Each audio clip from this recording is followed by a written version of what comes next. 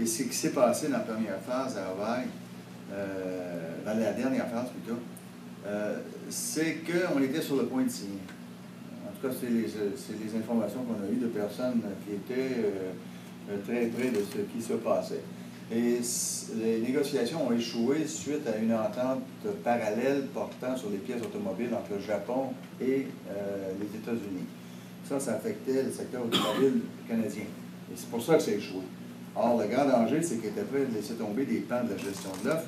Et M. Lebel a déclaré qu'on ne peut pas se priver d'un marché de 800 millions de personnes. C'est inquiétant, ça, comme déclaration. Se priver de ce marché, à quel prix?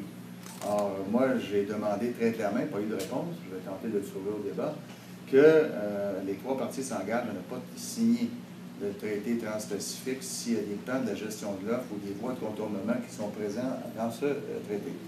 Si jamais ils signaient, il y a certainement une telle chose que la loi de mise en œuvre. C'est de le signer avant l'élection. Hein? Et moi, je veux, et je voudrais que les trois chefs s'engagent à ce qu'il y ait un vote à la Chambre des communes pour ratifier la signature.